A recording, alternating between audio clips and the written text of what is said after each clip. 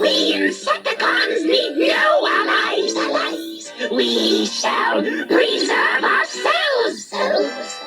Allow me. I think this calls for a shrapnel grenade.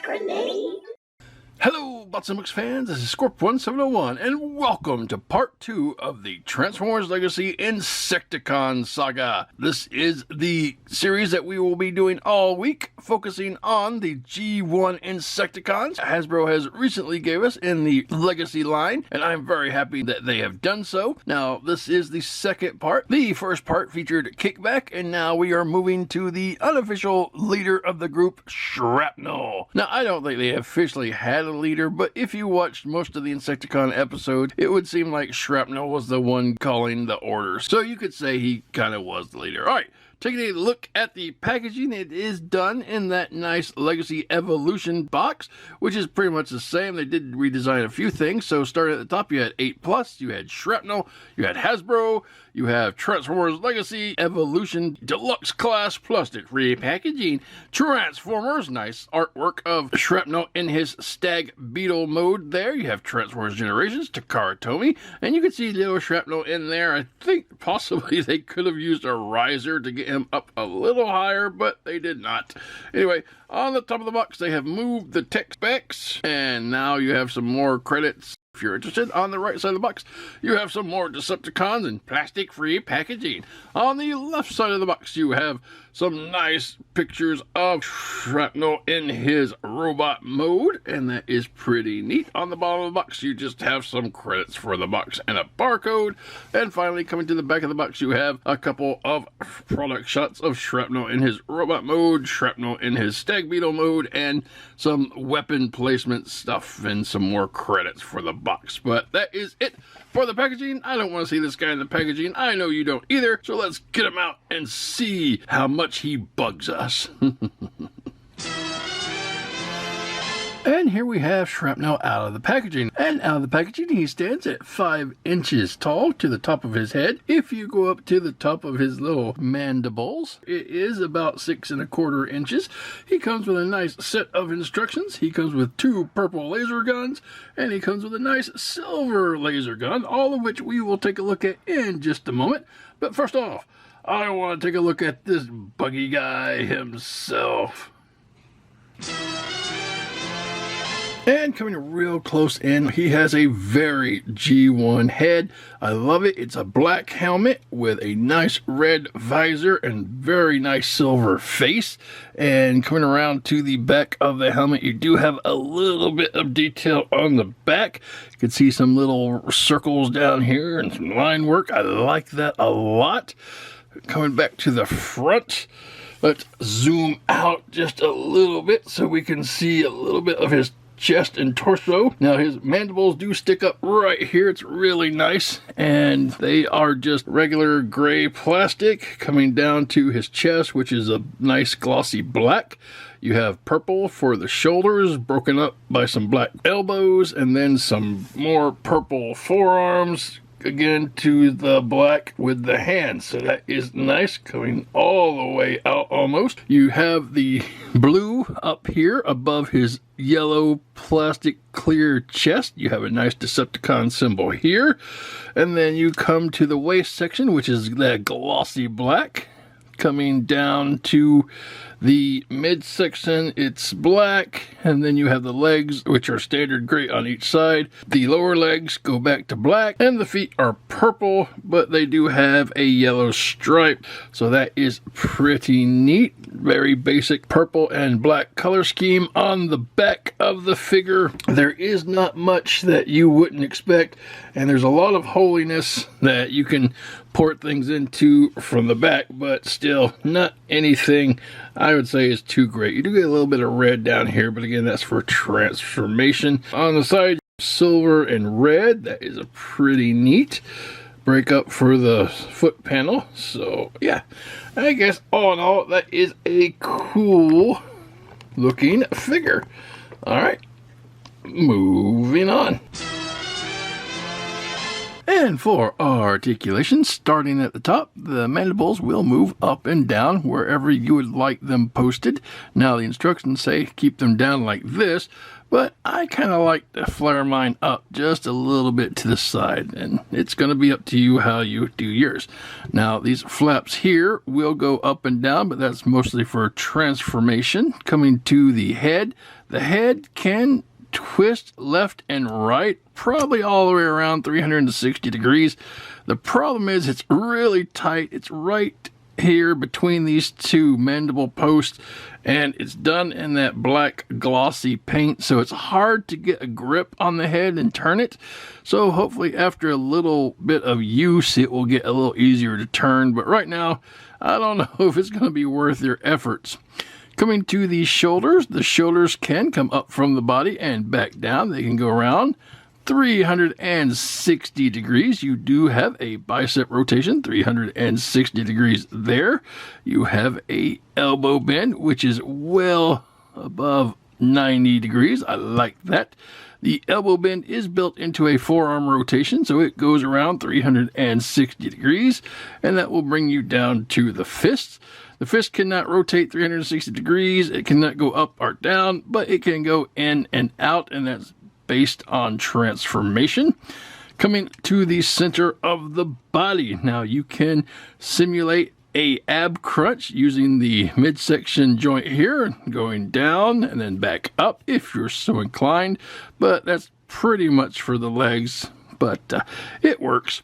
You do have a 360 degree waist articulation right here, and that is pretty nice. Coming down to the legs, and like the kickback legs, Shrapnel's legs are pretty much unimpeded. Whichever way you go, you got a lot of good range forward, a lot of good range back, and out to the side. So you can basically put the legs anywhere you want. You have 360 degrees thigh rotation right there. Nice knee bend, about 90 degrees. And that will bring you down to the foot. And the foot can hinge forward and up. And it can break from its spot and rock to the inside. So yeah, a lot of good little articulation for this figure. All right, moving on. And for comparison, here you have Shrapnel with his Insecticon teammate, Kickback. And I really like the aesthetic that they're going with both of these guys. It is toy-esque, what with the yellow clear plastic chest, but as long as they all stay the same, I think it's going to be cool, like the red eyes, and it's just a great little callback, and I'm glad to get updated Insecticons. Alright, moving on. And for comparison, here you have Shrapnel with members of both factions of Transformers, Autobots, and Decepticons, starting off with the Netflix Megatron, the Netflix Soundwave, the Studio Series Rumble, the Earthrise Optimus Prime, the Studio Series Brawn, and the Netflix Bumblebee. So there you go, and they could take turns trying to defeat the Insecticons as they kind of get on everybody's nerves. Alright. Moving on. And for accessories, Shrapnel comes with technically three laser rifles. The first one is a nice silver rifle. It has a lot of cool design in here. It is painted silver on a purple plastic, because you can see the handle there being purple, and you do have a little bit of purple for the tip there, and that is a really neat, cool design there. And on the back, I like this, and he can hold this in either hand, and he can zap whatever he wishes to zap with it, and he could put it in his insect mode on his body and hop around with it and zap things there too. And secondly, he comes with two of these purple guns, and they're pretty much hollow pieces of plastic, but they do have kind of a neat little design for them. And since he has two, he can dual wield these, and that's pretty cool. And he could put these on his insect form if he was so inclined to do so. But the main purpose of all of these guns is so that you could kind of fuse them together and create a big super weapon. Let's see, put that there, and then plug this into the back like such. And here, let's zoom out, is the massive super weapon configuration that they tell you to form in the instructions, but you could basically put it together any way you want. So, you know, and you can hold this if you were so inclined and try to blow something out of the sky or put it on his buggy body. I'm not sure what you would want to do with this, but it harkens back to the old Siege or whatever Combiner Wars parts where everything could connect. I don't care much for it, and just basically just like this silver blaster for my guy. Alright, and that is going to be Shrapnel's accessories. Moving on. And for transformation, now please understand I don't necessarily go by how the instructions tell us, but by the end of the segment we get to where we need to be. Alright, like Kickback, Shrapnel here does have a very simple transform, and it's not too complicated. So what I like to do first is bring down the sections right in front of his face to cover up that face. Bring up the mandibles right there. Bring out the arms, turn his waist 180 degrees around like such. Bring the feet down like such, and then open up the sides on both sides, and then basically fold the leg up and in on itself. It will go right nicely into this little section right under the chest. And do the same on both sides. Fold it up, and it will go nicely down here. Now you will see two tab sections on the inside of the legs now, right here and here, and they will line up one above the other, and you can snap those into place like such. Alright, almost done, believe it or not. Fold the hands in on both sides and just bring the arm along the side until you see these tabbing sections here and here, and they will just stick into place like such. And then on the other side like such. Alright, and finally, the last thing we want to do with this guy is bring down the buggy legs. And they are here to the side here and there. And believe it or not, that is Shrapnel in his Insecticon mode. He is a stag beetle, and there's not much to him. So let me take a closer look at him, make sure I got everything squished together, and I will be right back. And here we have Shrapnel's Stag Beetle mode, and, well, it's kind of looks like a little beetle. I'm not exactly sure how it's supposed to really look, but I think all the Insecticon modes were a bit iffy. Truthfully, it's kind of like the robot laid down or just folded his legs up and put his arms to his side here, but I don't know, you can use your imagination, and it's alright, I guess, for what it is. It's supposed to be representation of the G1 figure as well as the transforms, so it's going to be simple. He doesn't have really much anything we haven't seen in robot mode. It's just things have been moved around. The silver and the red here on the front now make a more predominant appearance. The blue is kind of forefront, and the sides you still have the silver and the red there. That's really nice and striking.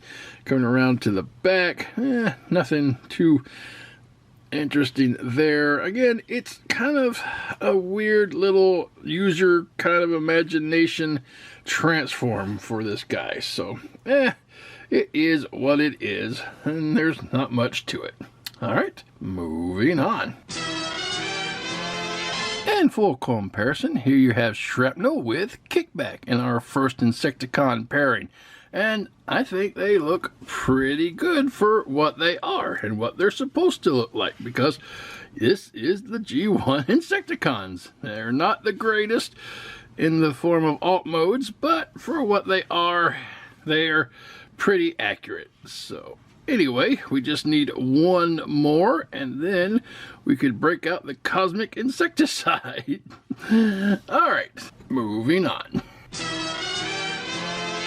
And for comparison, I went ahead and put Soundwave and Rumble away, but transformed everybody else so we could take a look and see how Shrapnel looked with, say, Megatron in his tank mode. So that is pretty neat. Obviously, Megatron being bigger than the little bug, so that is cool. I like that. Bringing out Prime, so they're almost the same side.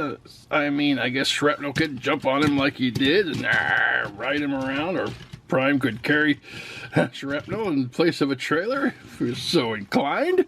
You have Brawn, and that is pretty neat right there. Good size comparison. Yum, yum. So, finally, we have little Bumblebee here. So that is good. You know, they could do a face-off.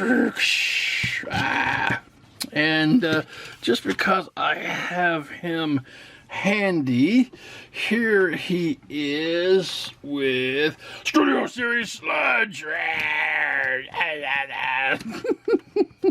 I bet you thought we were going to have somebody else out here.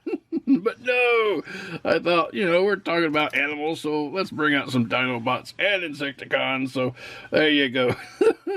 There is really not a comparison here because, you know, he's a dinosaur and he's a bug. But I don't know, I thought it was a little neat thing. So we will get these all situated as best we can and say that is our comparison. All right, moving on. And this has been the Transformers Legacy Evolution Shrapnel, Part 2 of our Insecticon Saga.